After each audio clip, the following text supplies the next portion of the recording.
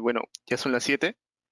Primero que nada, presentando un circuito que hemos implementado en la FPGA de la tarjeta de 10 Lite, el cual básicamente es una cuenta regresiva que hicimos para este día y poder mostrarles lo que se puede hacer, un ejemplo de lo que podemos hacer con esta tarjeta, ¿no? Vamos a esperar, me parece, quizás 5 minutos más bueno, 4 minutos más para que empezar 7 y 5 y de pasada pueden ir viendo esta tarjeta, ¿no? Con esto se puede configurar cuánto tiempo quiero que esté esperando, por ejemplo, que esté en la cuenta. Vamos a poner 4 minutos. Y comenzamos, pues, ¿no? En 4 minutos.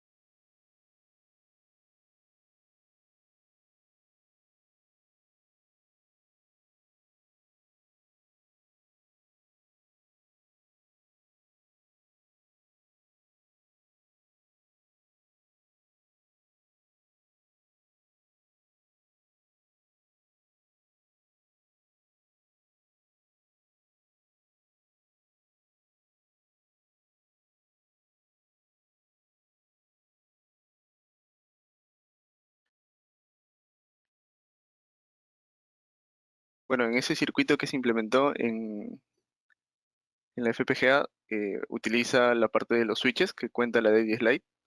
Estamos utilizando 4 switches para poder establecer el tiempo desde el cual quiero que comience la cuenta regresiva.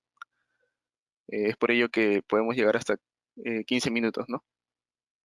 Usamos el botón que está en esta parte de aquí para resetear la parte del conteo y también usamos un switch para la parte de poder poner pausa, ¿no?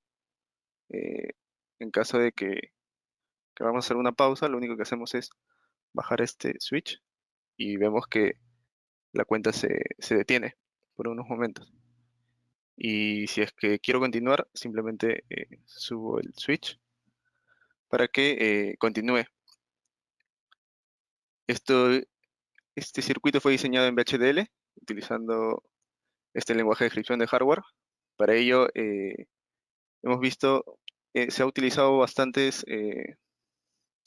temas que se ven en la parte del módulo 1 de nuestra especialización en diseño de sistemas digitales, como la parte de diseño jerarquizado y el uso del generic.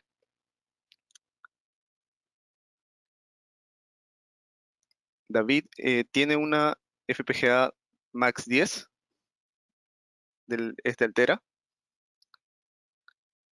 que, bueno, la serie es Max 10, pues, ¿no?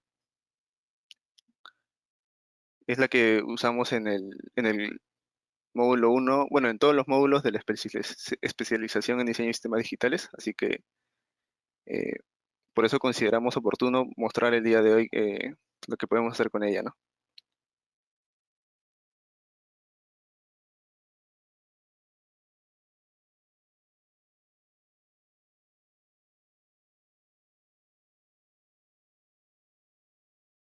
También mencionar que si durante la presentación tienen alguna consulta, la pueden escribir normalmente en el chat y estaríamos respondiéndolas tan pronto sea posible, ¿no? Eh, Así es, se utiliza el software Quartus Prime para la parte de VHDL. También vamos a aprender a utilizar este software desde cero, desde su instalación, hasta poder manejar todo todas las herramientas que nos ofrece, ¿no? Para el diseño, para la simulación, para la asignación de pines. Todo ello se va a poder ver a más profundidad en el curso, pues, ¿no? Ahora que ya terminó la cuenta, me parece que podemos comenzar con la presentación. ¿Qué tal? Buenas tardes con todos. Bienvenidos. Les saluda Pedro. Yo soy parte de Maelpro. Bueno, he sido parte de Maelpro en sus inicios y ahora, bueno, estoy digamos, dirigiendo el equipo en cierta parte de lejos y literalmente, ¿no? Actualmente estoy de visita en Perú, pero yo resido en Europa y, bueno, estoy contento de ver el grupo que está creciendo, que están desarrollando y que están pudiendo llevar esto adelante, ¿no? Eh, Mi objetivo es presentar, ¿no?, a Marco y a Nixon. Ellos han sido concursantes en Innovate FPGA, finalistas de la región, y he tenido el gusto de conocerlos también aquí en persona en mi visita que llevo ahora. Y mi objetivo es explicar un poco qué ha hecho Maelpro desde el inicio y qué es lo que tiene por objetivo, ¿no? Y así ustedes puedan conocer qué es lo que pueden hacer con los conocimientos que están aprendiendo o que van a aprender aquí, ¿no? Yo desarrollo sistemas digitales utilizando estas plataformas y el lenguaje, ¿no?, de gestión de hardware. Obviamente algunos lanzarán luego preguntas, ¿por qué VHDL o por qué no Verilog? También se utiliza. En la realidad es que se utilizan múltiples lenguajes en la práctica. En la industria de ASIC se utilizan diferentes lenguajes, diferentes protocolos, también lenguajes de descripción, lenguajes de scripts y sistemas operativos. Obviamente Linux, normalmente. Así que, por favor, Marco, no sé si me puede compartir la pantalla donde está la página web para explicar un poco cómo inició Maelpro. Ok, ese es el primer proyecto que desarrollamos en Maelpro. Es un control de una máquina de imprenta. Pueden ver ahí esos paneles de LEDs, ¿no? Bueno, son pulsadores con LEDs. Servían para controlar motores paso a paso. Ahí en esa mesa se pueden ver los motores paso a paso, no sé si lo logran ver. Maelpro nació de un proyecto, básicamente. Estaba yo trabajando, digamos, en una empresa X de equipos médicos con un colega y llegó una oportunidad de desarrollar un proyecto utilizando microcontroladores, utilizando FPGAs, y pues nos lanzamos a realizar el proyecto. ¿Okay? Y fue bastante interesante porque nos permitió poner en práctica todos los conocimientos que teníamos de descripción de hardware, de PCB, de control, etcétera, y se llevó a cabo el proyecto. Después de ello, de esa, digamos, puesta en práctica de todos esos conocimientos, vimos que el mercado, en este caso peruano, contaba con poco número de personas que manejaban estos temas. Así que dijimos, ¿por qué no preparar un curso que muestre cómo hacer esto? Así fue la primera versión del curso de diseño digital usando FPGAs y VHDL que se desarrolló en el 2016, que tuve la grata oportunidad de dirigirlo, ¿no? Quizás por ahí algún conocido tendré de estos temas.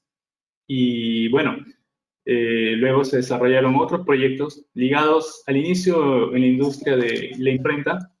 Disculpe. Ok, como les venía diciendo, estaban ligados a la industria de la imprenta y luego, bueno, vimos otros proyectos. ¿Puede bajar un poco, Marco, por favor? Sí. Ligados a lo que es CBC, o bueno, más fácil, computador embebido. ¿Ok? Y se utilizaban también plataformas programables, en este caso con sistema operativo, para controlar paneles. Y bueno, hemos hecho otros proyectos y hemos desarrollado varios cursos. Ahora estamos en la versión 20 del curso. Las primeras versiones las dirigí yo. Después han venido trabajando otras personas que han sido en muchos casos ex alumnos míos en sus inicios y luego han aprendido bastante, han desarrollado proyectos y han pasado a tomar la posta.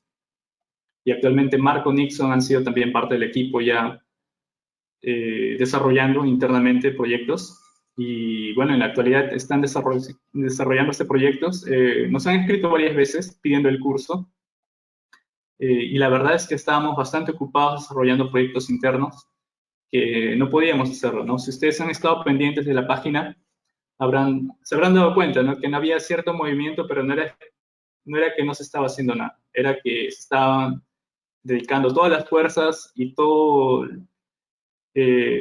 la motivación en proyectos internos para luego desarrollar más propuestas de proyectos para ustedes, ¿no? De conocimiento. Y bueno, como les comenté, actualmente yo trabajo en esta industria de los sistemas digitales, ¿no? Para ASIC, ¿no? Que es Application, ¿no? Specific Integrated Circuit, ¿no? Si conocen, bueno, luego van a ver un poco en el desarrollo del curso. El curso en sí va a trabajar con FPGAs para tener una plataforma palpable, pero en la práctica esos lenguajes se utilizan también para otras cosas, ¿no? Para desarrollar un circuito que luego va a ser un circuito integrado, ¿no? Y para aplicaciones de prototipo, etcétera. Todo eso lo van a ver hoy, el día de hoy, ¿no? Con Marco y Nixon. Solamente quería presentarlos a ambos y lo que se ha hecho en Maelpro, ¿no? Bueno, ya presenté lo que ha hecho Maelpro, lo que va a hacer es desarrollar más proyectos, estos cursos también en paralelo, porque hay necesidad de sumar más personas en el equipo, ¿no? Como les comenté, ¿no? Parte del equipo ha sido gente que ha llevado cursos con nosotros, que ha aprendido bien, que ha llevado hasta el final la formación y que han desarrollado proyectos y que han mostrado gran capacidad y pasión en lo que hacen para que puedan sumarse al equipo. Así es como se ha formado nuestro pequeño equipo, ¿no? Que ahora está creciendo y queremos seguir adelante, ¿no? Queremos que las personas que se sumen sean personas que realmente quieran hacer esto, que quieran marcar la diferencia y, ¿por qué no?, desarrollar proyectos afuera, ¿no? Ya se está haciendo. Estamos desarrollando proyectos, bueno, digamos, se ha tenido la oportunidad de desarrollar proyectos no solamente para el Perú, sino para el extranjero también, ¿no? Y la idea es que las personas que se preparen puedan cubrir todos esos problemas a resolver, ¿no? Que puedan resolver ese tipo de problemas, que puedan tener las capacidades, todas las experiencias necesarias para poder resolver cualquier tipo de problema orientado a los sistemas digitales embebidos, ¿no? Sistemas digitales, ¿no? Con lógica programable. ¿Ok? Si hay alguna pregunta al final de más detalles de lo que se necesita, lo pueden hacer con Marco, con Nixon al final, o también conmigo. Yo voy a estar conectado durante toda la sesión, pero bueno, ya daría el pase a Marco para que pueda presentar. Muchas gracias. Buenas tardes, muchas gracias por asistir el día de hoy. Bueno, vamos a comenzar con las diapositivas que teníamos preparadas para este taller, pues, ¿no? Básicamente la idea de este taller es poder dar como una introducción a lo que vendría a ser el módulo 1 y la idea prácticamente es poder comenzar con un grupo y poder terminar los otros módulos, ¿no?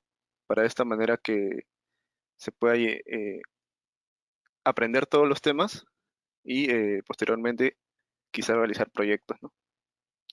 Más información de los módulos van a estar en las diapositivas, no se preocupen, más adelante van a ser explicadas.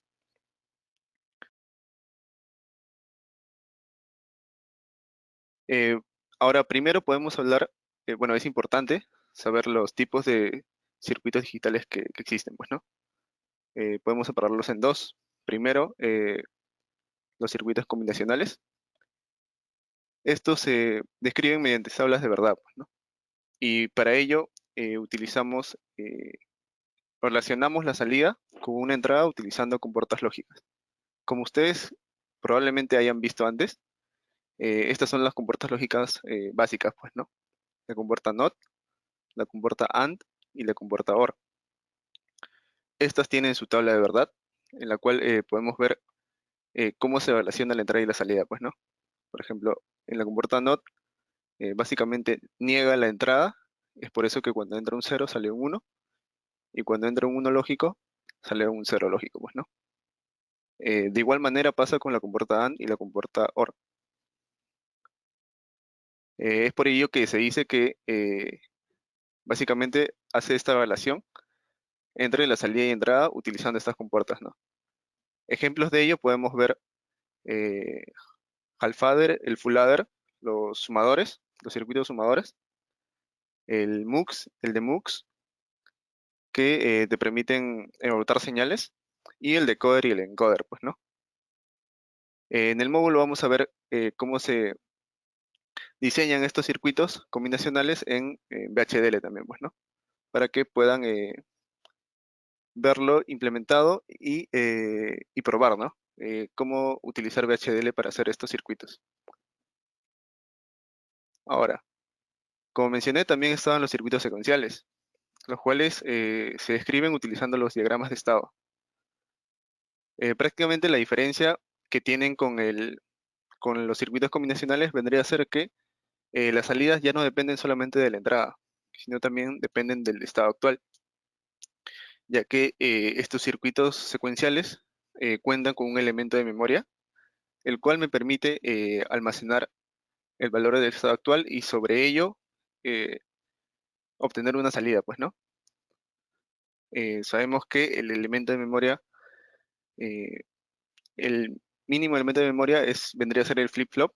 En este caso, podemos mostrar aquí cómo se implementa un flip-flop, cómo se diseña un flip-flop tipo D utilizando compuertas lógicas, como seguramente podrán haber visto antes, y cómo se representa, pues, ¿no? Ahora que ya hemos visto las partes de los dos tipos de sistemas digitales que existen, podemos entrar un poco más a hondo sobre el tema principal, pues, ¿no? Que vendría a ser, ¿qué es una FPGA? Primero que nada, FPGA significa Field Programmable Gate Array, que viene a ser un dispositivo electrónico cuya característica es ser configurable. Y los diseños que tú realices de tus circuitos se tienen que hacer en algún lenguaje de descripción de hardware, pues, ¿no? En esta imagen, por ejemplo, podemos ver la tarjeta de 10 Lite, en la cual la FPGA vendría a ser solamente este chip que se encuentra en el centro. Y bueno, la tarjeta te permite poder interactuar con otros periféricos. Como mostré al inicio en la cuenta regresiva, se pueden conectar, pues, ¿no? La FPGA a estas salidas, que vendrían a ser los displays de 7 segmentos, a los switches, a los botones. Tiene un puerto VGA, tiene puerto USB y tiene puertos de entrada y salida también, ¿no? En esta imagen de acá, la derecha, en la parte inferior, podemos ver como una comparación, ¿no? Entre el CPU, el GPU, que vendría a ser como las tarjetas de video, una FPGA y un ASIC, como lo mencionó el ingeniero Pedro. Y hacen como una comparación entre flexibilidad y eficiencia, pues, donde en el caso del ASIC, que está más apegado al lado de la eficiencia, una desventaja podría ser que no tiene tanta flexibilidad. Y para el lado contrario, para el CPU, tiene flexibilidad, pero no tiene tanta eficiencia, ¿no? Esto se podría comentar ya que, por ejemplo, en el caso del ASIC, al ser un circuito integrado que está orientado a una aplicación en específico, la velocidad y la eficiencia que va a tener este chip va a ser muy elevada. Sin embargo, esta eficiencia es solamente en esa aplicación, pues, ¿no? Si es que yo utilizo, no es recomendable utilizar este ASIC, este chip diseñado, bueno, para una aplicación en otra. Es por ello que se dice que no tiene flexibilidad, pues, ¿no? Y si vamos por el otro lado, que vendría a ser la parte del CPU, tú en el CPU puedes realizar programas para diferentes aplicaciones, pues, ¿no? No estás limitado por esa parte. Sin embargo, en un CPU utilizas bastantes recursos y por ello la eficiencia no es muy alta, pues, ¿no? sea, utilizas bastantes recursos, los cuales puede que no estés utilizando al momento de hacer tu diseño para el proyecto que lo estás utilizando, pues, ¿no? Con el caso de la GPU, al poseer gran cantidad de núcleos, permite una mayor velocidad y por ende una mayor eficiencia, pues, ¿no? Viéndolo desde términos de consumo también. Y en el lado más cercano a la eficiencia, con un equilibrio hacia flexibilidad, podemos encontrar a las FPGAs, pues, ¿no? Que son muy veloces, el consumo de energía es bajo y gracias a estas características de ser configurable, tú puedes obtener una mayor eh, flexibilidad en comparación con un ASIC, ya que una desventaja del ASIC vendría a ser que cuando tú diseñas tu chip, ya está orientado hacia algo en específico, pues, ¿no? En cambio, con el FPGA se podría realizar ello, sin embargo, si tú necesitas usarlo en otra aplicación, lo podrías reconfigurar, pues, ¿no? Podrías volver a implementar tu diseño y usarlo en otra aplicación. Y además de que las FPGA se usan en el development flow de una ASIC, ya que te permite hacer simulaciones y eso es muy ventajoso, pues, ¿no? Ahora, la FPGA tiene una arquitectura, la cual se puede explicar para más o menos entender eh, cómo se implementan estos circuitos, pues, ¿no? Digitales.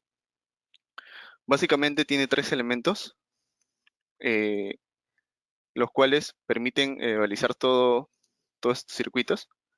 Unos vendrían a ser estos bloques azules, CLBs, Configurable Logic Blocks. Otro vendría a ser los bloques de entrada y salida para poder interactuar con las señales, bueno, de entrada y de salida, pues, ¿no? Poder tener una señal de salida y poder recibir señales de entrada.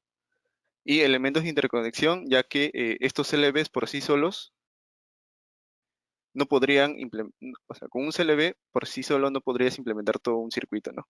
Y más si es un circuito complejo.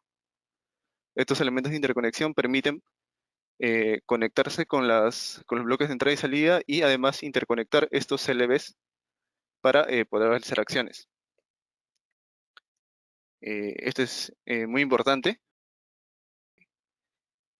Es muy importante y es muy visto en la parte de Place and Route, que vendría a ser luego de una vez que tú tienes tu programa, tu código en VHDL, tú haces la síntesis y luego pasaría a implementarse de manera física, pues, ¿no? Y eso se puede ver también en Quartus. Vamos a la siguiente diapositiva para hablar un poco más sobre la lookup table, que también se le conoce como LUT, pues, ¿no? Por sus siglas. Bueno, básicamente una lookup table vendría a ser como una tabla de verdad en la cual me, me dirige la salida de manera directa dependiendo de una entrada, sin necesidad de utilizar, por ejemplo, alguna lógica adicional, pues, ¿no? Es decir, si yo tengo mi circuito cuyas salidas vendrían a ser estos, tengo unas entradas y unas señales de salida, podemos utilizar este ejemplo de aquí, donde yo tengo que mi salida F va a tomar estos valores, pues, ¿no? Como tiene dos entradas, va a tener 4 posibles salidas. Estas posibles salidas se vendrían a colocar en una memoria, se podrían colocar en una memoria, y estas vendrían a ser leídas, o bueno, roteadas hacia la salida, dependiendo de las entradas que yo coloque. Esto lo podemos ver como una memoria ROM, en la cual la entrada vendría a ser la dirección de la memoria, pues, ¿no? Es decir, si yo quiero acceder a la dirección 00, eh, estas entradas que vendrían a ser los selectores aquí, de estos muxes, permitirían pasar este valor 0, pues, ¿no? Hacia la salida que sería F. estas, para el segundo caso, que es 0, 1, A entraría a 0 a este mux de aquí, permitiría pasar el segundo valor, pues, ¿no? Ya que este es 1. Este 1 sería boteado hasta esa salida. Y así con los otros dos casos. Y de esa manera, usando solo lookup table, se puede implementar se puede diseñar una compuerta OR, pues, ¿no? Y esto es lo que utilizan en la parte de los LBs para poder implementar circuitos mucho más complejos. Estas tablas de verdad, pues, ¿no? Si es que no quedó del todo claro, acá podemos ver más o menos, por ejemplo, implementar un circuito que tenga una entrada de 3 bits y y cuya salida sea el cuadrado de la entrada, pues, ¿no? Sabemos que si mi entrada es de 3 bits, el número máximo que voy a obtener sería 7, pues, ¿no? Que es 2 al cubo menos 1. Es por ello que mi salida tiene que tener 6 bits, ya que 7 al cuadrado vendría a ser 49, y 49 puede ser representado en 6 bits, pues, ¿no? Eh, para poder implementarlo, utilizando una memoria ROM, utilizando lookup tables, lo que hacemos es completar nuestra tabla, pues, ¿no? Para el caso de 0, si lo elevo al cuadrado, lo que voy a obtener en salida es 0. Es por eso que todas las salidas son 0. Si tengo 1, en este caso es 1 en binario, 0, 0, 1, 1 al cuadrado vendría a ser 1 también, pues, ¿no? Por eso es 0, 0, 0, 0, 0, 1. Para el caso de 2, que vendría a ser 0, 1, 0, nuestra salida vendría a ser 4. 0, 0, 0, 1, 0, 0. Este vendría a ser 4, pues, ¿no? Para el caso de 3, de igual manera, vendría a ser 9. Aquí pueden observar, este vendría a ser 8, este vendría a ser 1 y aquí sería el 9. Para 4 vendría a ser de igual manera 16, o sea, 0, 1, 0, 0, 0, 0. Y así hasta llegar al 49, pues, ¿no? Que estaríamos usando los 6 bits en sí. 1, 1, 0, 0, 0, 1. Esto se estaría eh, implementando en una memoria de tal manera que cuando yo quiera acceder a yo quiero que mi salida sea, digamos, por decir, 5 al cuadrado, que sea este caso de aquí, que ingresar estas entradas como la dirección de memoria en la cual está almacenada este valor. En mi memoria yo puedo almacenar este valor y de esa manera, al poner una entrada 101, que vendría a ser 5, lo único que haría este circuito sería leer el valor almacenado en la dirección de memoria número 5, pues, ¿no? Y es por ello que como resultado me va a dirigir a las salidas el valor de 25. Y bueno, básicamente eso haría este circuito, pues, ¿no? Ahora que hemos visto la parte de los LUTs, podemos ver un poco más de los CLBs, ya que un CLB está formado por LUTs. Básicamente un CLB podemos encontrar LUTs, una parte que vendría a ser la parte de circuitos aritméticos. Acá podemos ver un full adder, por ejemplo, con un cable de entrada y un cable de salida, unos flip-flops y multiplexores, pues, ¿no? Esto para dirigir la parte combinacional y la parte secuencial cuando sea necesario.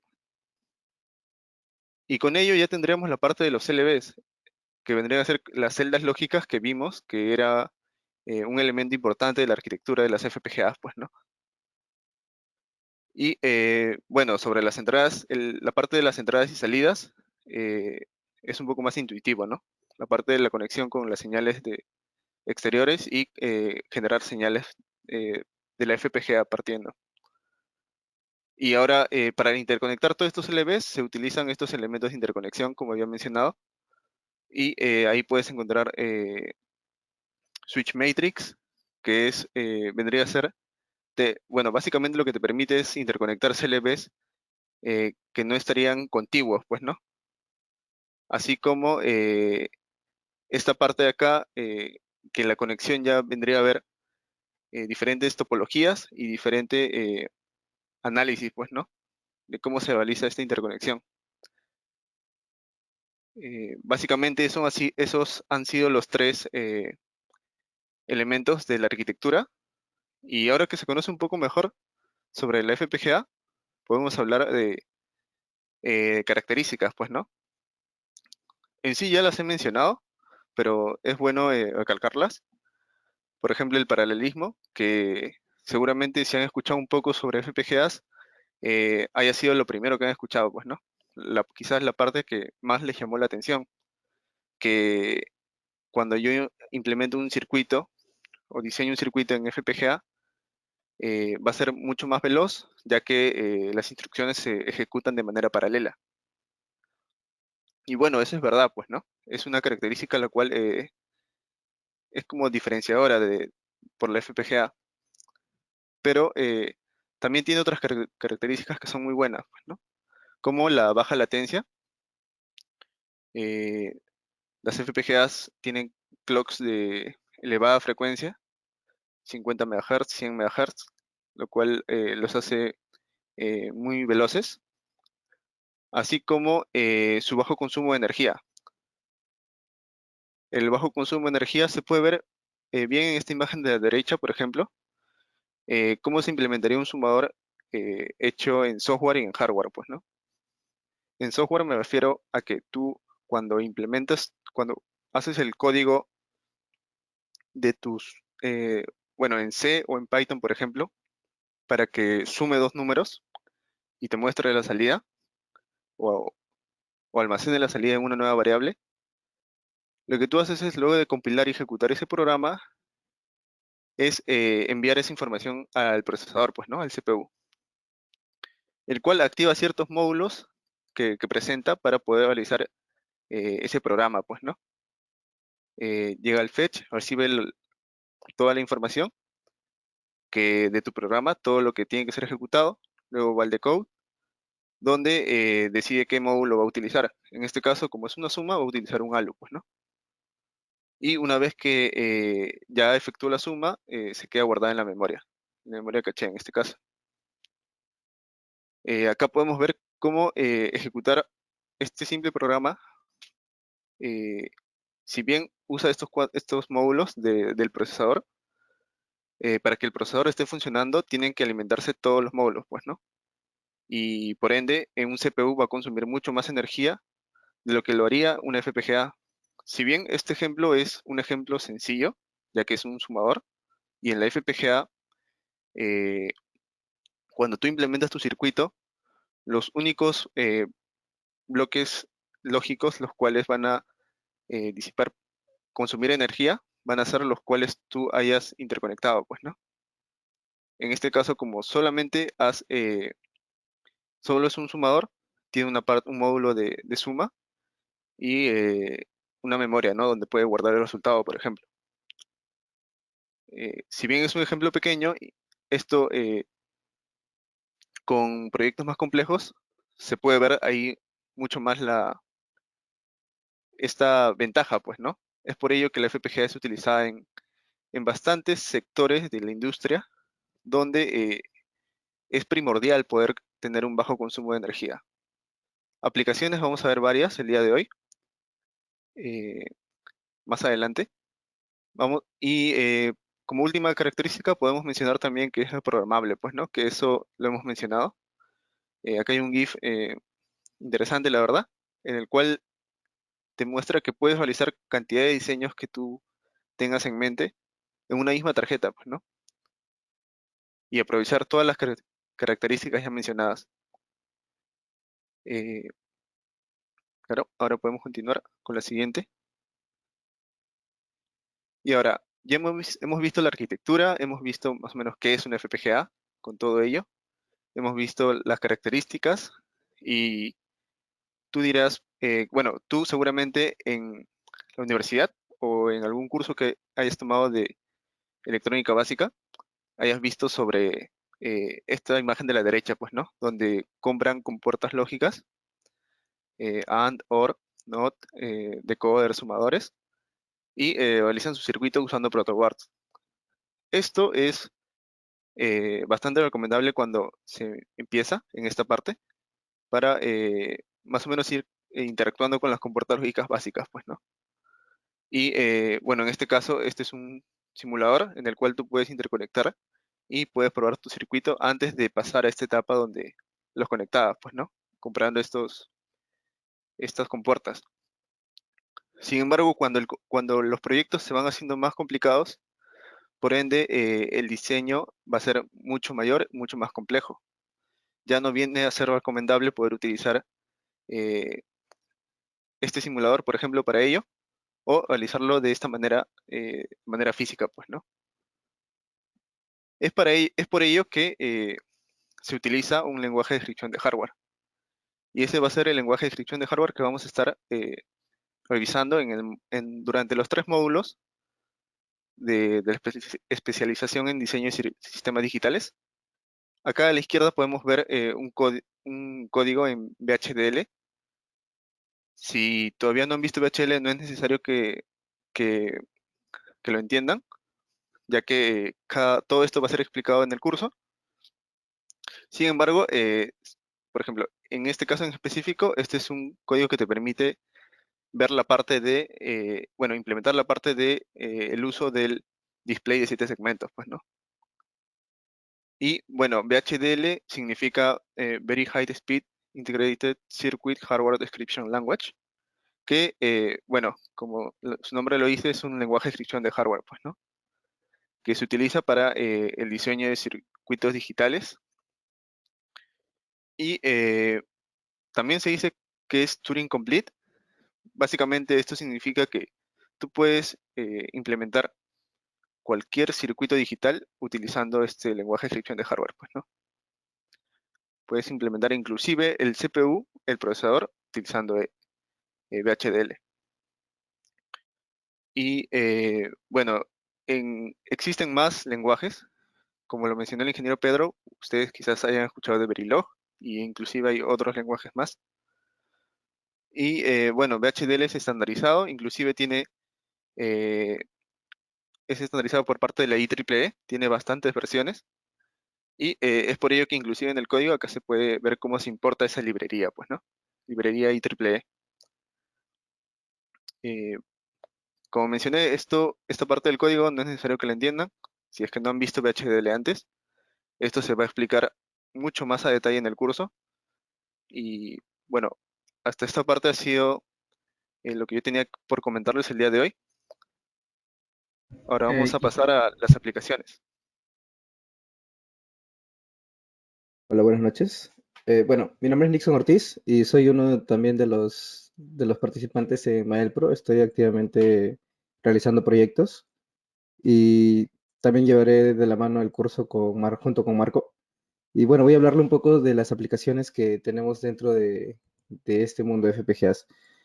Eh, Básicamente, en realidad, podemos hacer cualquier aplicación que se nos venga a la mente que podamos implementar con circuitos digitales, ¿no? Eh, Como ya lo vieron, todo lo que se puede hacer en un CPU también se puede hacer en un FPGA. Eh, Esto se ve la flexibilidad que se tiene, ¿no? Tenemos varios campos en los que se aplican estos dispositivos y uno de los más importantes es la defensa. Eh, Básicamente se prefiere el uso de FPGAs sobre el uso de un procesador en lo que se refiere a defensa por el tema de performance. Se quiere un hardware más potente y que tenga mejor eficiencia, que sea eh, que tenga una mejor capacidad de cálculo, ¿no? Que tenga una mejor respuesta en general. Mientras que a veces con el software no podemos llegar a esos niveles, ¿no? Para las aplicaciones espaciales también es uno de los campos. Ahí se puede ver en la imagen, se tiene el rover, me parece que es el Perseverance, que como curiosidad tiene una Virtex 5, que es una FPGA de Xilinx, eh, y se prefiere este tipo de los dispositivos FPGA dentro de aplicaciones espaciales por el tema de que se tiene que implementar circuitos que sean resistentes a radiación, entonces se hace lógica customizada con circuitos de redundancia, ¿no? También se quiere que las aplicaciones que se hacen ahí son específicas y se desean optimizar tanto en energía, en consumo energético, como en latencia, ¿no? Para poder hacer estos procesamientos más rápidamente. Entonces se utiliza un FPGA.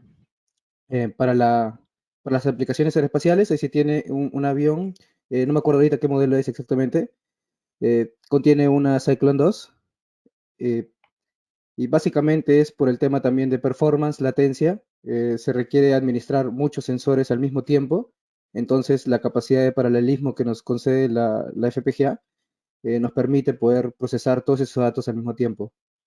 Em, para automóviles, no lo he puesto aquí, pero por ejemplo el Google Waymo contiene un varios FPGA me parece, para poder administrar también casi todos los sensores que se tienen y poder trabajar en paralelo con todos. Eh, y también por el tema de consumo energético, ¿no? Para las telecomunicaciones, no nos referimos a las telecomunicaciones del lado de cliente, sino más a la infraestructura, la parte de antenas, decodificación de datos, etcétera. Para esa parte se utiliza el FPGA porque requerimos administrar muchos datos a la vez, una gran cantidad de datos y hacer funciones repetitivas, eh, como es la codificación y decodificación de los datos, ¿no? Para que luego puedan ser transmitidos y ahí. En esos lugares ahí se utilizan las FPGAs.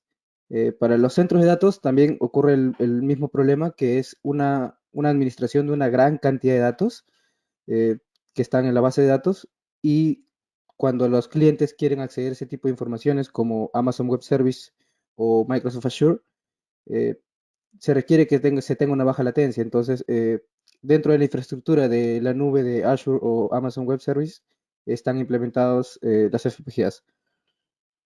Eh, Después también tenemos las aplicaciones de cryptocurrency o criptomonedas.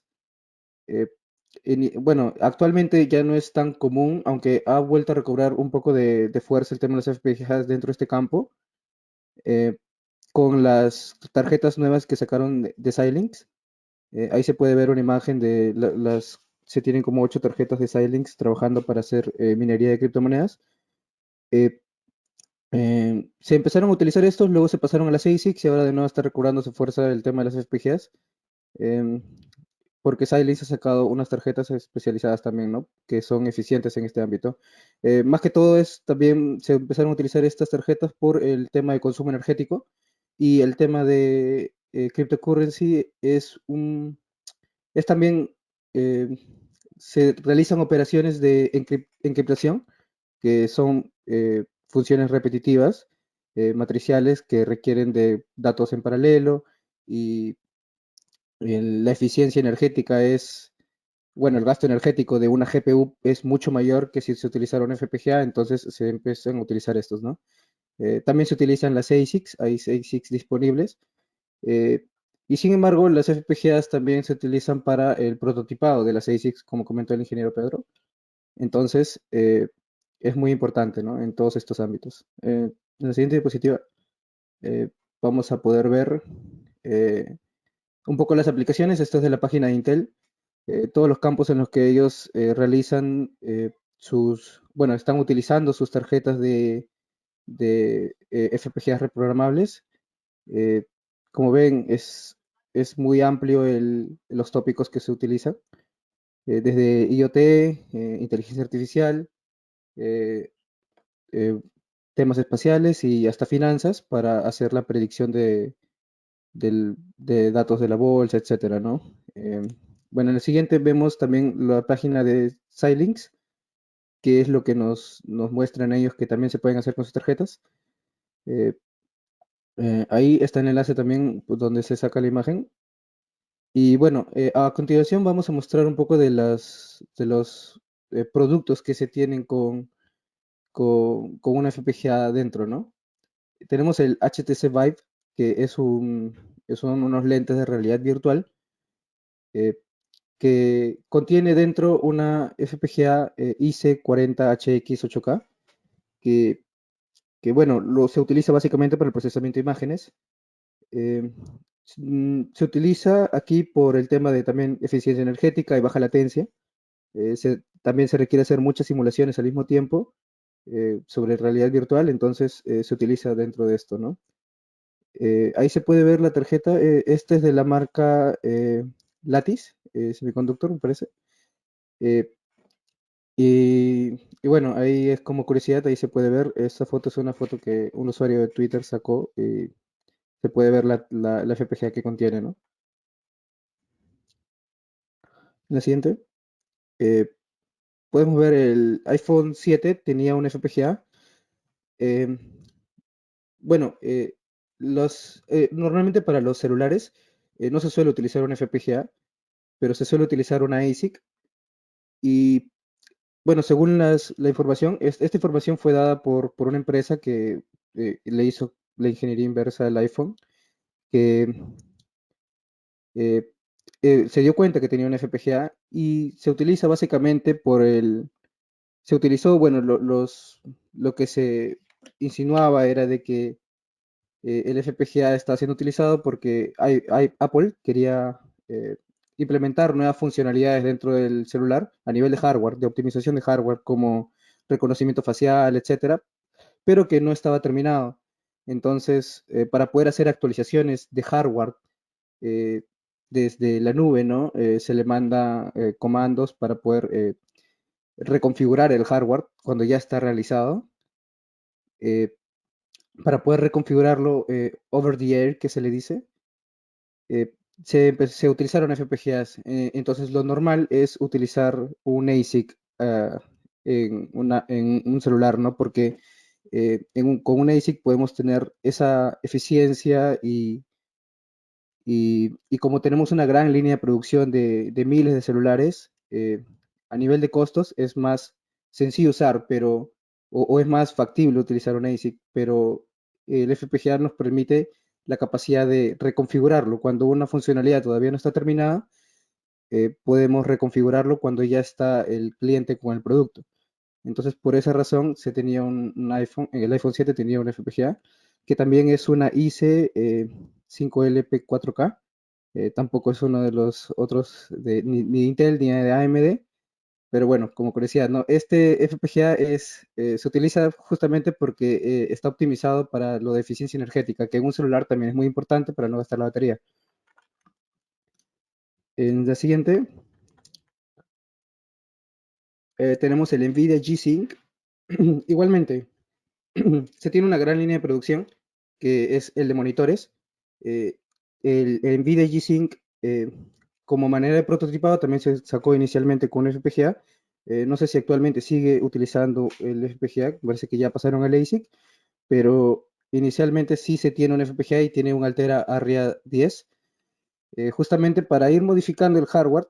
Eh, esta funcionalidad de NVIDIA eh, tenía la capacidad de poder sincronizar los frames que nos daba el monitor cuando se empezaron a jugar con las frecuencias. Se empezaron a notar problemas, ¿no? A nivel de sincronización de los frames. Algunos pueden adelantarse y otros atrasarse y se empieza a tener el frame jittering. Entonces, NVIDIA se puede realizar esta sincronización a nivel de CPU o a nivel de tarjeta gráfica, pero pierde performance en una computadora, ¿no? Y que normalmente no se quiere solamente para el tema de sincronización gastar recursos de una computadora para eso. Entonces, NVIDIA sacó esta tarjeta y para eso utilizó un FPGA, ¿no? En la siguiente, tenemos los osciloscopios digitales, que también, por ejemplo, usualmente tenemos 4 o 2 canales y dependiendo del ancho de banda que tengan los osciloscopios, eh, algunos tienen, porque me parece que en el orden de los gigasamples por segundo. Entonces tenemos que tomar millones de muestras por segundo y multiplicado por la cantidad de canales, esto aumenta mucho más. Entonces tenemos grande cantidad de datos que tenemos que procesar en paralelo y para eso se utiliza un FPGA. Es un osciloscopio de Siglent y tiene una Cyclone 4 dentro de su arquitectura.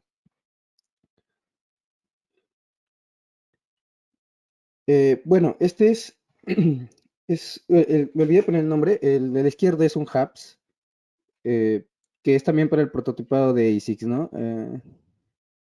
Bueno, básicamente se tiene eh, que tener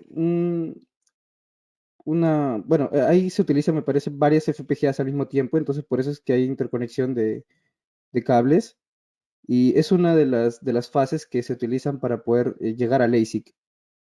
Porque para llegar al ASIC, usualmente un microchip que tenga, eh, por ejemplo, 8 capas puede costar $1 millón hasta llegar a la etapa de implementación. Entonces, se requiere prototiparlo primero. Y para el prototipado existen FPGAs especiales, eh, que, que este es de Synopsys.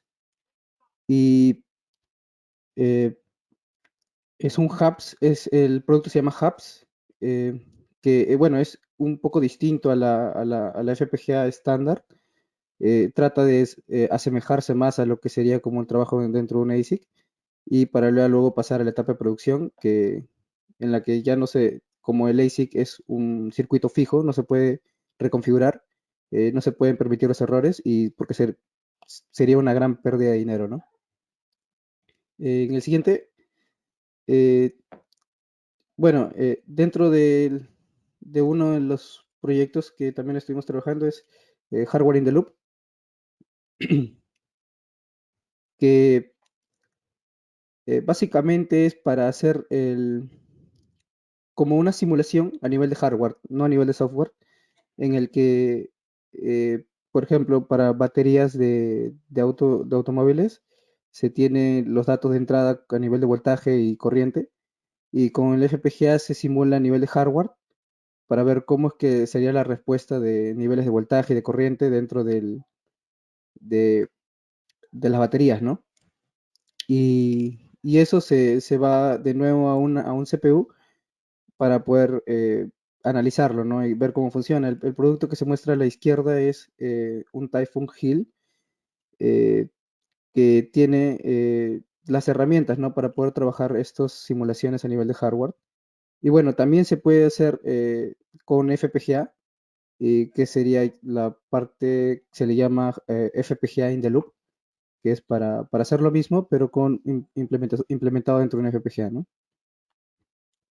En lo siguiente, parece que es acerca de los módulos. Ajá. Bueno, actualmente se han realizado 3 módulos dentro de Maelpro. El primero es básicamente todo lo que tiene que ver con VHDL. Eh, es la parte de sistemas digitales, ver todo código concurrente, código secuencial, máquina de estado y ver VHDL a profundidad. Aquí vemos casi todas los atributos y palabras reservadas que se tienen en VHDL para poder hacer librerías, paquetes, ¿no? Generic, etcétera. Y cómo implementamos los circuitos básicos dentro utilizando este lenguaje de descripción de hardware, ¿no? Que al inicio puede ser un poco difícil de asimilar porque no es la forma usual de codificar como en C o C++. Y por eso se tiene el primer módulo que es algo básico, pero que se ve a profundidad el tema de VHDL. En el segundo módulo sí ya tenemos un poco de circuitos más, implementación de unos módulos más completos que utilizaríamos para, en este caso, estos fueron básicamente los módulos que se utilizaron para el proyecto que comentó el ingeniero Pedro, el PWM, comunicación vía Bluetooth, transmisión y recepción serial, implementarlo todo a nivel de VHDL, ¿no? Ya que hemos construido la base del módulo 1 con los paquetes y las librerías, ¿no? De VHDL. Y en el módulo 3 ya vemos eh, los temas el módulo 3, se puede. En el módulo 3 ya vemos un poco de la tendencia actual que es diseñar, eh, bueno, VHDL, bueno, vemos un poco circuitos más complejos, el VGA, que es este manejo de imágenes, de una pantalla utilizando VGA, el ADC, el I2C y un poco más los IP cores que, que nos proporciona dentro del Quartus cómo utilizar los Intellectual Properties de Altera, o bueno, de Intel. También por último vemos un poco del diseño entre hardware y software, cómo utilizar un procesador en paralelo con un FPGA para hacer nuestros circuitos un poco más interactivos y ver cómo se desarrollan, ¿no? Esto es un poco la tendencia actual que se sigue, hacer el diseño entre un procesador y hardware customizado. Sí, bueno, DDR3 se ve un poco en la parte de procesador, bueno, DDR2 y DDR3 se maneja más con procesadores embebidos. Esa es la parte de codiseño de hardware-software. Pero también, bueno, no lo vemos tan a profundidad, ¿no? La idea es después verlo un poco más a profundidad.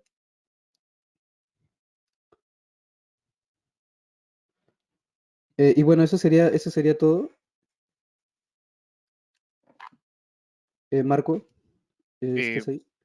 sí, si tienen preguntas, las pueden realizar en chat y estaremos dispuestos a contestarlas. El ingeniero Pedro, Nixon y yo también. Así que pueden ir escribiendo. También vamos a enviarles un formulario para que puedan calificar este taller que hemos tenido el día de hoy y poder ir mejorando, pues, ¿no? José Anaya pregunta sobre sobre los proyectos. Sí, por cada módulo se tienen proyectos. Al finalizar el módulo se tiene un proyecto para poder obtener el certificado. eh, que el proyecto básicamente constituye todo lo que se hace dentro del módulo, ¿no? Por ejemplo, en el módulo 3 se utiliza el procesador NIOS utilizando conexión I2C con una S, etcétera. Eh, y en el primer módulo el proyecto, Marco, ¿cuál era? Bueno, en sí, en todos los módulos cuentan con 6 clases y en cada clase, al final de la clase se realiza un laboratorio. En ese laboratorio vamos a poder implementar un proyecto en la FPGA y eso lo vamos a poder hacer con ustedes. Eh, lo que, pero también tenemos, para la parte de la certificación, se deja un laboratorio final, pues, ¿no? Que vendrá a ser como un examen final en el cual ustedes ya, eh, con todo lo que se aprendió en el curso, se les pide realizar un diseño en específico, eh, obviamente utilizando los recursos que hemos aprendido, pues, ¿no? Todo el conocimiento que hemos adquirido y de completarlo van a poder obtener el certificado del curso. Con lo correspondiente en un PLC podemos encontrar FPGAs inclusive. Es una aplicación, se ha utilizado FPGAs anteriormente para ello, como menciona Miguel Contreras. Les pasé también el formulario, pueden llenarlo. Ahorita les muestro la parte del módulo, del siguiente módulo que vamos a ir aperturando el 4 de octubre. A ver, un momento.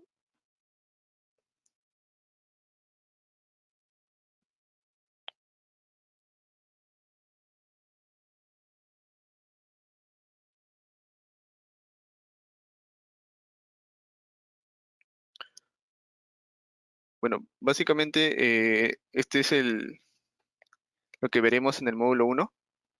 Sin embargo, que implica un poco de teoría sobre FPGA, que ya hemos visto hoy día. VHDL, aprender bien cómo es la sintaxis, los tipos el código concurrente y el secuencial, las metodologías. También vamos a aprender un poco sobre cómo organizar bien el código utilizando packages, functions and procedures y máquinas de estado, pues, ¿no? Con respecto al costo, me parece que está en el caso de Perú, por si hay alguien que nos está viendo que se ha conectado desde de otro país, ya que al ser virtual se puede ello. El caso de Perú está 300 soles hasta fines de septiembre, me parece que era la fecha. Les comparto el formulario donde hay mucho más información sobre ello. En ese formulario van a poder encontrar los precios, el syllabus más detallado, ya que en esta parte está bien resumido el contenido que vamos a ver y los números de cuenta por si desean matricularse en ese módulo, pues, ¿no? Quizás una duda también puede ser qué tarjeta voy a utilizar en el curso, pues, ¿no? De no contar con una tarjeta como la de Dislite, o también una consulta podría ser, eh, cuento con una tarjeta que no es la de Dislite, eh, ¿podría utilizarla en el curso? Y la respuesta sería que sí, ya que los circuitos que estaríamos diseñando en VHDL funcionarían en cualquier FPGA, pues, ¿no? Si tú tienes otra tarjeta que no sea la de Dislite, que es la que nosotros utilizaremos, de igual manera podrías implementar el circuito en ese FPGA, en esa tarjeta, y podríamos comentarlo en la clase, ¿no? Inclusive sería enriquecedor para todos, me parece, ya que usaría más de una sola tarjeta. Y en caso de que eh, quieran adquirir una tarjeta de Dislite, nos pueden escribir al Facebook de Maelpro, que es este de aquí, y ahí pueden ver la parte del costo de las tarjetas. Ahí les pueden dar mucha más información de la que manejamos nosotros. Eh, con respecto al curso, sí está en ese formulario. Parece que no está la parte de las tarjetas, pero pueden consultar y ahí le responderán a la brevedad, pues, ¿no? Disculpen, buenas tardes. Lo estaba escribiendo, pero dije mejor lo puedo decir por aquí. Con respecto al comentario de si un FPGA puede reemplazar un PLC, sí. Yo lo utilicé justamente en el proyecto de la imprenta, ¿no? De la impresora industrial, ¿no? No di muchos detalles, pero bueno, tenía 88 motores paso a paso, tenía un panel de 880 LEDs y pulsadores 44 LEDs, disculpe, 44 pulsadores, y todo se controlaba desde una FPGA pequeña, ¿no? Que antes había contado con un PLC y con múltiples módulos de expansión de entradas y salidas, ¿no? Entonces sí puede reemplazar a un PLC, sí puede reemplazar a diferentes circuitos, ¿no? A diferentes módulos. Esa sería la respuesta, ¿no? Es práctico. Ya depende de uno cómo quiere utilizarlo, ¿no? Puede reemplazar, prácticamente pueden reemplazar cualquier elemento de PLC, microcontrolador, todo, pero va a depender, ¿no? De la aplicación, ¿no? No quiere decir porque el FPGA puede reemplazarlo y utilizar para todo, ¿no? Tengo que ver dónde me conviene, ¿no? En algunos casos, un solo componente no basta, ¿no? A veces conviene separar, digamos, procesamiento, conviene separar entradas y salidas. Se tiene que ver qué es lo que más conviene, tanto en eficiencia y costo, ¿no? Pero en mi caso sí tuve la oportunidad de reemplazar con un FPGA. No sé si tienen alguna otra consulta. Aprovechen a hacer consultas. En este momento hemos dado un tiempo extenso para que puedan hacer consultas porque así nomás, la verdad, no hacemos estas exposiciones por temas de tiempo. Bueno, en esta ocasión yo estoy apoyando porque, como les dije, estoy de visita. Normalmente no tengo el mismo horario de Perú, así que no puedo adecuarme al horario que ustedes tienen, pero en esta ocasión estoy visitando a la familia, ¿no? Y bueno, estoy aquí. Así que, bueno, pueden consultar con Marco Nixon, excelente exposición, de verdad los felicito. Un gusto ver que se puede confiar en un equipo como ustedes. Y bueno, Muchas gracias. Con respecto a las preguntas que he podido recibir, eh, todas las clases del curso van a ser grabadas. Este es el formulario que les pasé por el chat, el que dice SD1 online. Bueno, con respecto a si va a ser online, el curso sí va a ser de manera online. estaremos utilizando la plataforma de Zoom. En esta ocasión utilizamos la plataforma de GoToMeeting, sin embargo, las clases se dan utilizando Zoom, pues, ¿no? Bueno, este es el horario eh, con la hora de Perú, pues, ¿no? De 6 p.m. a 9 p.m.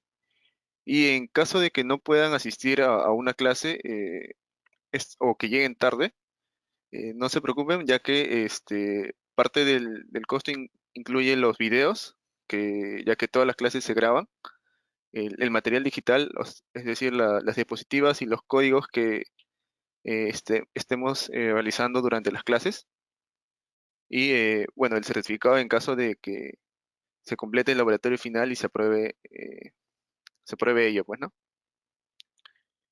Eh, claro, hasta el viernes 30 acá pueden ver que hay un costo un poco menor al precio regular.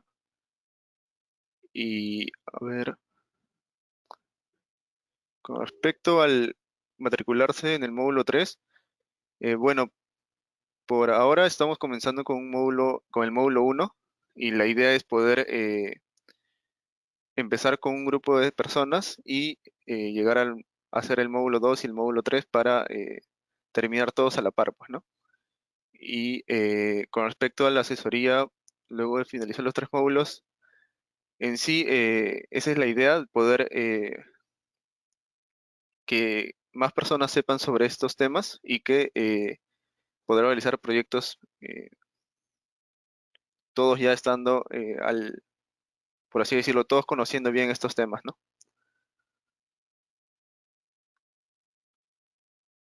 Sí, de hecho, el tema de las asesorías también se puede consultar por la página de Facebook. Actualmente se está realizando una, Marco está realizando una, y también, de hecho, nosotros hemos sido asesorados, ¿no? Por parte del ingeniero Pedro anteriormente. Entonces, se puede consultar por la página de Facebook, no hay ningún problema. ¿Mm? Ah, con respecto a la sesión presencial, se estuvo evaluando en sí poder realizar los laboratorios de manera presencial. Sin embargo, bueno, en el módulo 1 utilizamos la FPGA, pero se ve más el uso de esta tarjeta en el módulo 2 en sí. Si bien en el módulo 1 vemos bastantes de la sintaxis de VHDL, eh, vemos bastantes ejemplos y implementamos bastantes laboratorios, 6 laboratorios. Eh, no es tan necesaria la FPGA, ya que esto se puede realizar por parte de simulación. Esto en el caso del módulo 1, ¿no? Pero es muy recomendable, ya que en el caso de contar con con una tarjeta que tenga la FPGA, vas a poder ir a la par, pues, ¿no? Bueno, en nuestro caso, Nixon y yo estaríamos haciéndolo en Zoom, en vivo, y ustedes podrían implementarlo en vivo también, pues, ¿no? Y en el caso de tener alguna duda, de tener que no les funcione bien, los podrían consultar en la misma clase, pues, ¿no? O inclusive luego de terminar la clase lo han intentado, también nos pueden consultar, pues, ¿no? Es parte del curso, ese apoyo, pues, ¿no?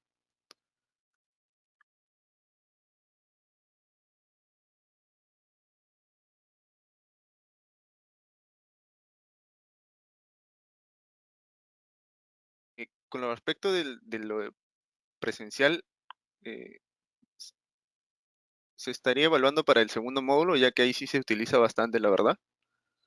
Eh, es algo que se estaría comunicando. Sin embargo, este primer módulo sería 100% virtual. Eh, claro, ajá, 100% virtual.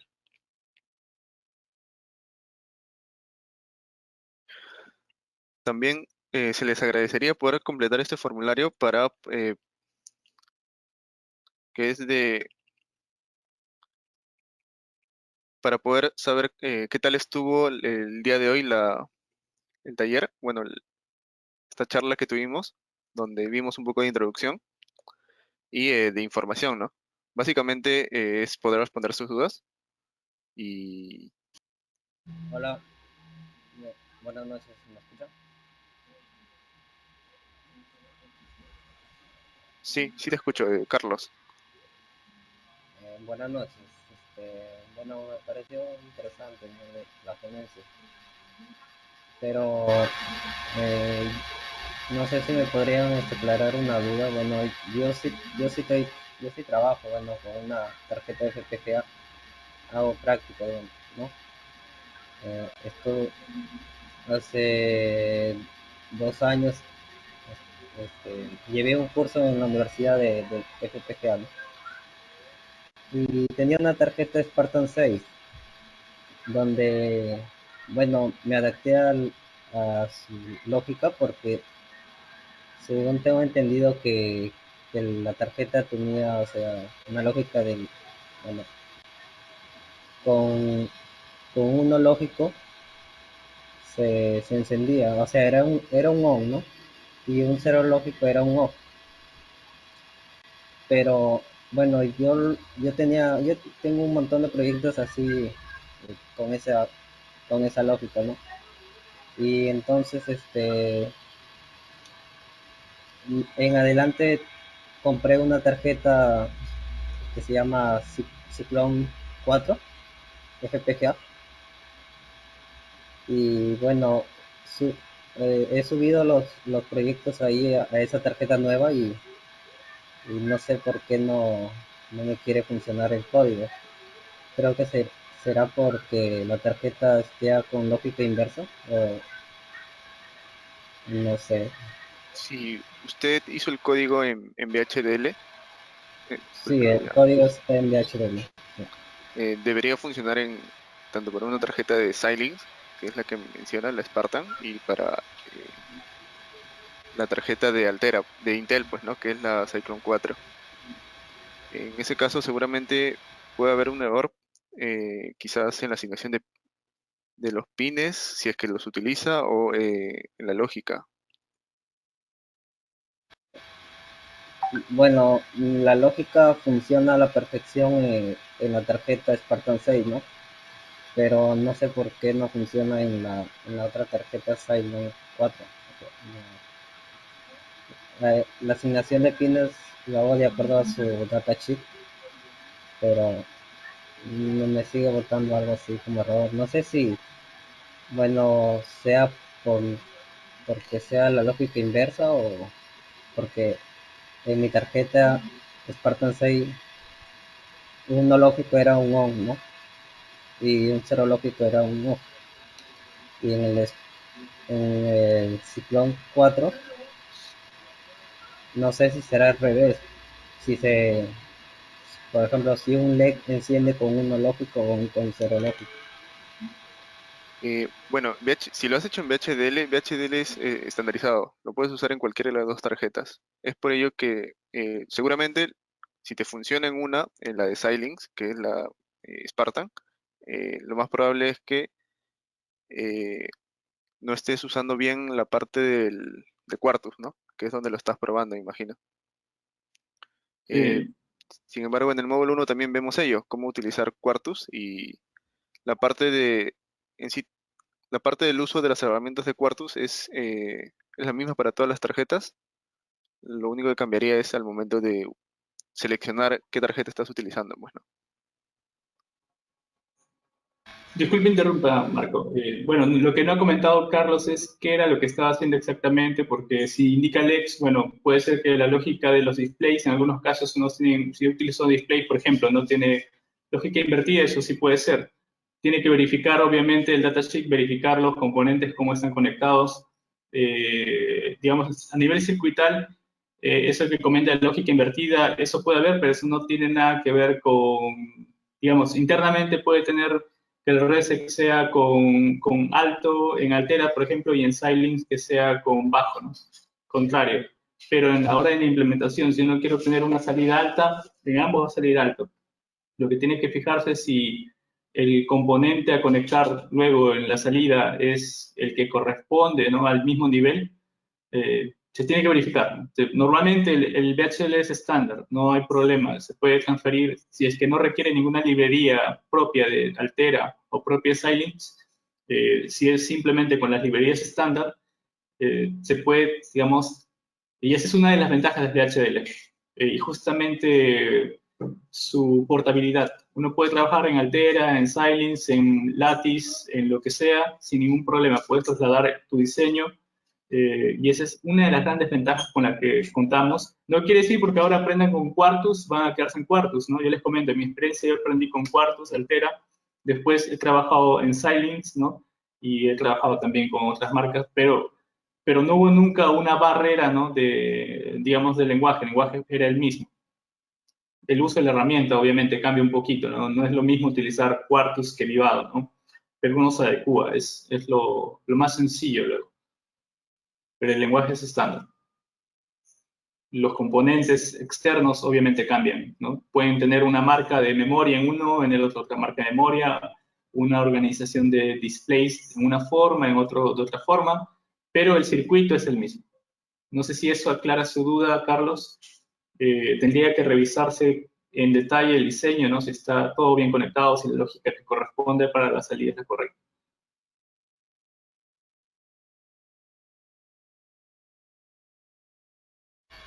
¿Alguna otra consulta?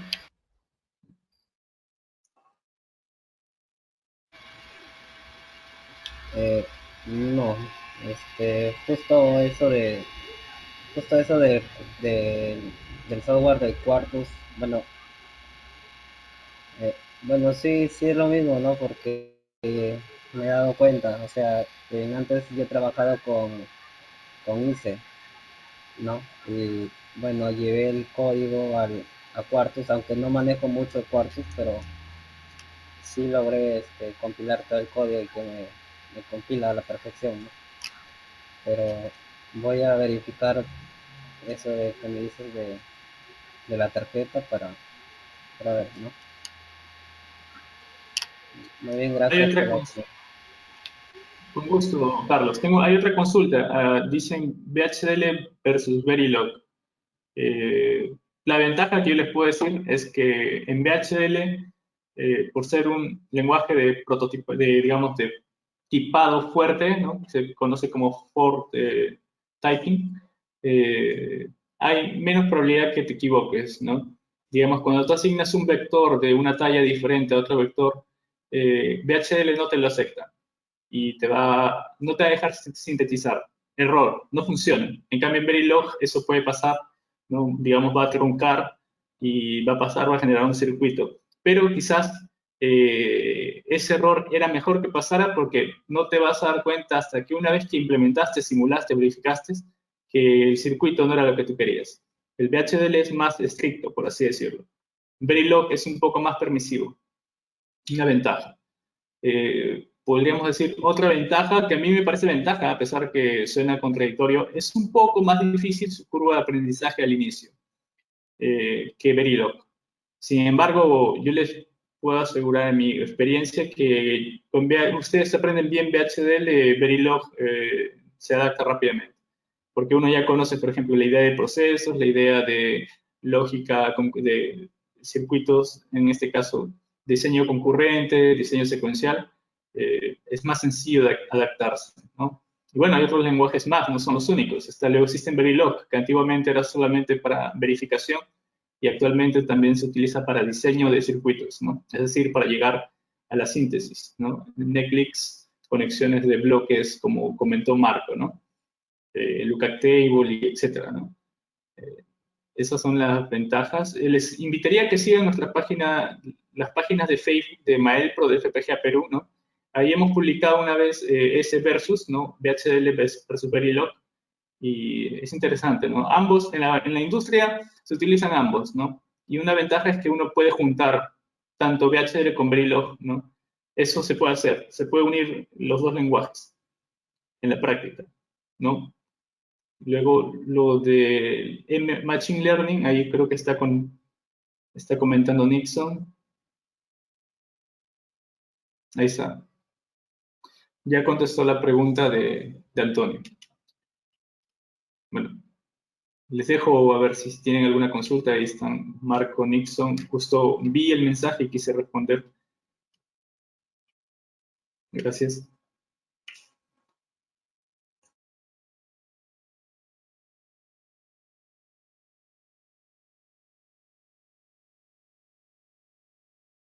Y si tienen alguna consulta adicional, lo pueden realizar. Estaríamos terminando a las 8:30 a más tardar, en caso de que tengan alguna consulta adicional, pues, ¿no? Ujú. Sí, yo tengo otra consulta. Bueno, con respecto que he ido avanzando en mi carrera, llevo cursos sobre redes neuronales y visión artificial, ¿no? En la tarjeta HDL se puede implementar lo que es visión artificial y redes neuronales.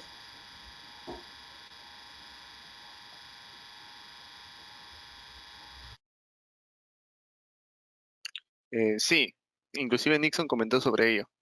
Esa fue una pregunta que realizó Antonio. Eh, por ejemplo, una red neuronal, tal como lo menciona Nixon, tiene que ver con los pesos y la actualización de estos al momento del aprendizaje, pues, ¿no? Y esto se puede implementar en VHDL. Y inclusive también existen otros frameworks que Nixon conoce más esa parte, sin embargo, sí es posible, ¿no?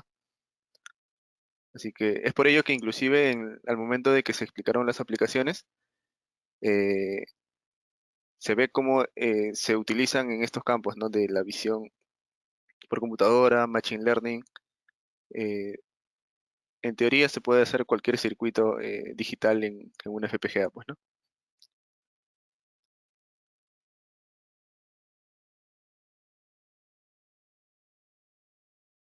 Bueno, básicamente para la parte de visión artificial se puede utilizar, eh, bueno, lo que se tiene que manejar básicamente es las interfaces de comunicación, los buffers, los FIFOs se utilizan bastante, los protocolos de comunicación serial. eh, de hecho, Xilinx últimamente, bueno, último sacó una tarjeta que es el CRIA para aplicaciones de visión artificial. Lo pueden revisar y bueno, sí se puede utilizar. De hecho, es mejor utilizar un FPGA para esas aplicaciones, ya que se tiene una mejor performance que utilizando un procesador, ¿no?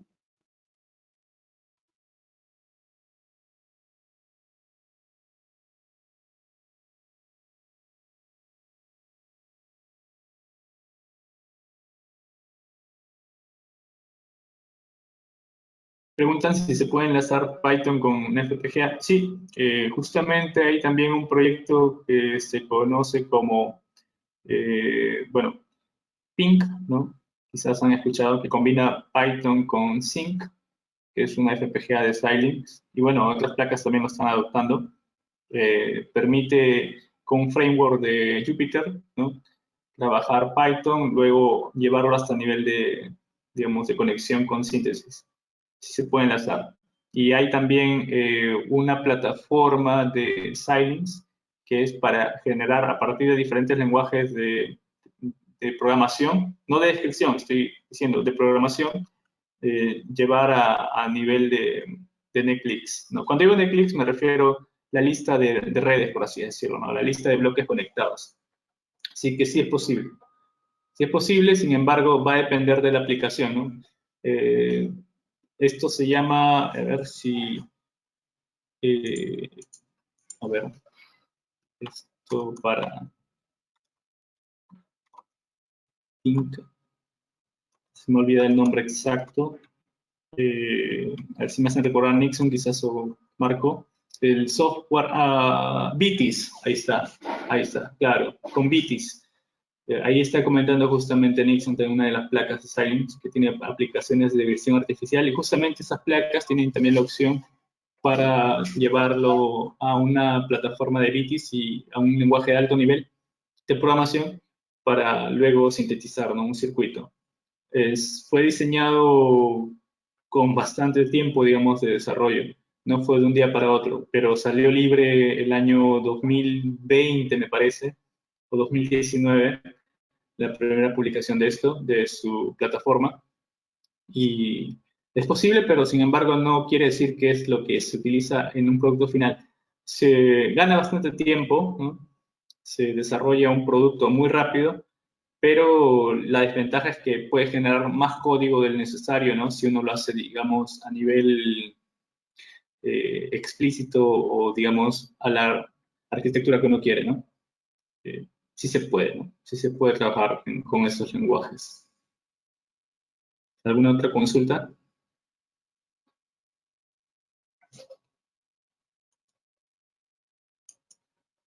Bueno, yo creo que casi todos han podido consultar algo, pero si hubiera alguna consulta, ahí están.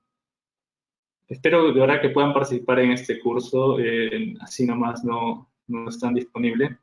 Así que Marco, Nixon, éxitos en el curso. Y bueno, ahí Nixon les está comentando un framework.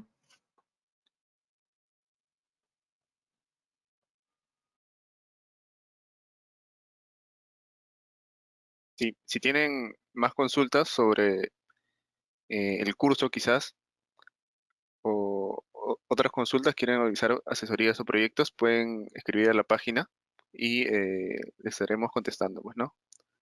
Inclusive aquí hay un número de WhatsApp en el cual pueden escribir para consultas acerca de cómo inscribirse en el curso. Eh, por si necesitan otra cuenta que no sea Interbank, también se les puede brindar en ese WhatsApp. Julio consultó acerca de alguna aplicación para equipos biomédicos. Yo he visto, bueno, varias empresas en realidad que utilizan para equipos de rayos X, ¿no? Y para equipos también de detección de productos que, digamos, tienen problemas para ingresar en el aeropuerto, ¿no? También, eh, digamos, utiliza visión, ¿no?, artificial, en este caso con FPGAs, ¿no? Y también para ver el tema de salud, ¿no? Hay una empresa que está ubicada en Francia también que justamente está innovando con un producto para operaciones, ¿no? En este caso, asistidas por un robot, ¿no? Que utiliza visión usando FPGA. Así que hay múltiples aplicaciones, ¿no? Cuando compartió Nixon, me parece que ahí estaba también en la lista o en Marco. Bueno, sí se utiliza ya en aplicaciones médicas.